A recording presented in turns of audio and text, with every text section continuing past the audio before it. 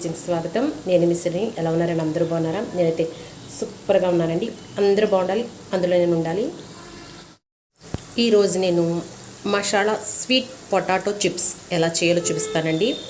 ఇవి చాలా టేస్టీగా చాలా బాగుంటాయండి. చేయడం కూడా చాలా ఈజీగా చేయొచ్చు. స్కూల్ నుంచి పిల్లలు వచ్చేటప్పటికి ఇలా చేసి పెడితే చాలా ఇష్టపడతారండి. టేస్ట్ కూడా సూపర్గా ఉంటుంది. మీరు కూడా మీ ఇంట్లో ట్రై చేసి చూడండి. మీకు కనుక ఈ వీడియో నచ్చినట్లయితే లైక్ చేయండి, షేర్ చేయండి, సబ్స్క్రైబ్ చేయండి. ముందుగా ఒక బౌల్ తీసుకున్నానండి. అందులోకి ఒక 4 స్పూన్లు శనగపిండి వేసుకోవాలి, 2 స్పూన్లు వరిపిండి వేసుకోవాలి,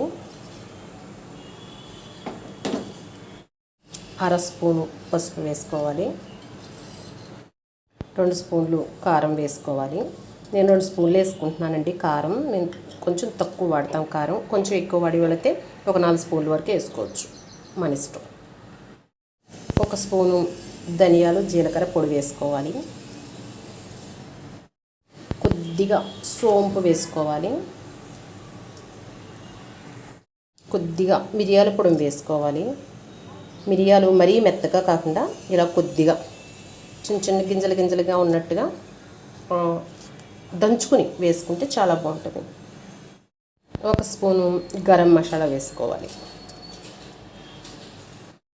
తగినంత ఉప్పు వేసుకోవాలి.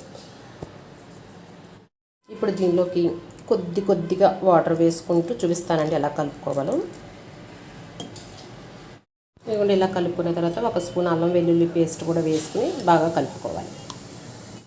ఇప్పుడు దీనిలోకి స్వీట్ పొటాటో తీసుకున్నానండి, చిలకడ దుంపలు. అట్లా ఏం చేస్తానంటే తొక్క చెక్కేసి ఇదిగోండి ఇలాగా ముక్కలుగా కట్ చేసుకున్నాను పల్చగా. ఇప్పుడు ఈ ముక్కలు ఇందులో వేసుకొని బాగా పట్టించాలి, మసాలా అంతా పట్టించాలి.